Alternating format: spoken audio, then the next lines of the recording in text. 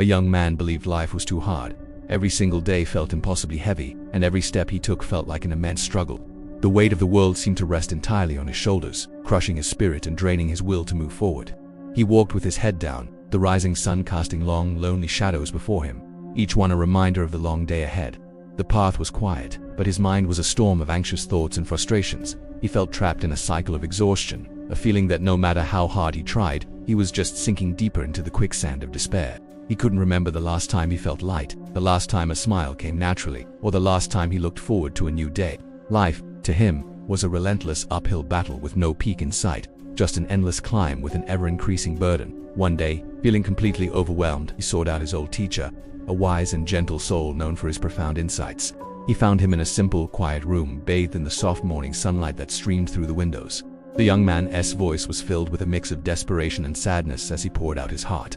"Teacher, life is just too difficult," he began, his hands gesturing to emphasize his frustration. "I feel exhausted all the time, completely drained before the day even truly begins. It's like I'm carrying a massive, invisible weight that I can never set down. I do everything I'm supposed to do. I work hard. I try to stay positive, but nothing changes.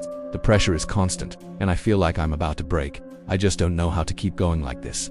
What am I doing wrong? Why does everything feel so hard for me when others seem to manage just fine?" The teacher listened patiently, his expression calm and his gaze compassionate. He heard the deep-seated pain in his student's voice, the genuine struggle behind the words.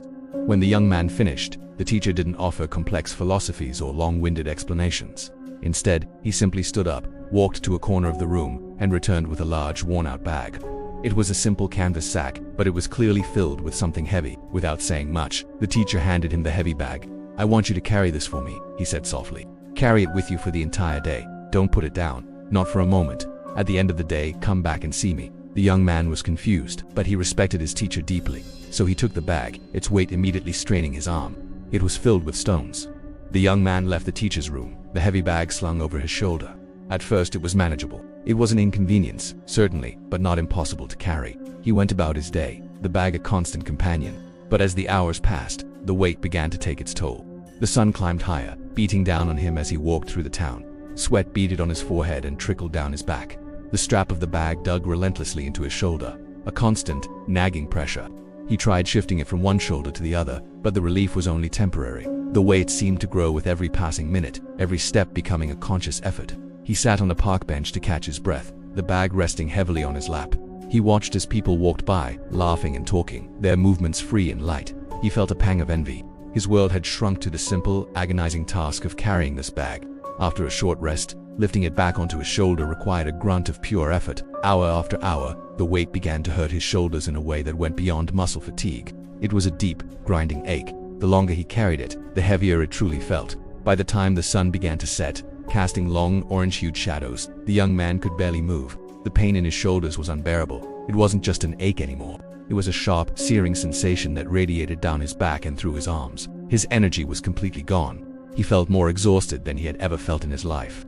Finally, he stopped in the middle of a quiet path. With a deep groan, he let the bag slip from his grasp. It hit the ground with a heavy thud, sending a small puff of dust into the air.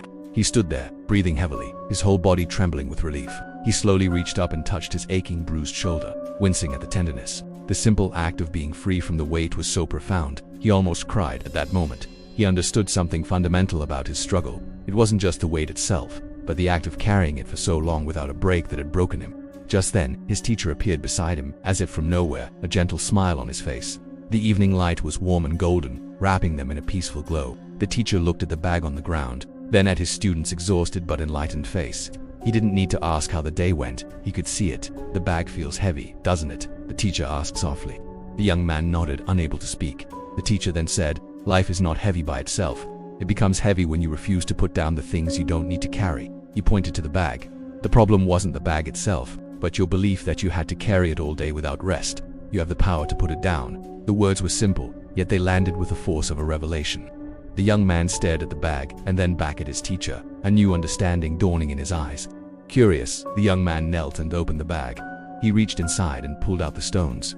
They weren't just ordinary rocks. On each one, a word was written. He saw stones labeled with worry, fear, and regret. There were others marked with overthinking, anger, and past mistakes.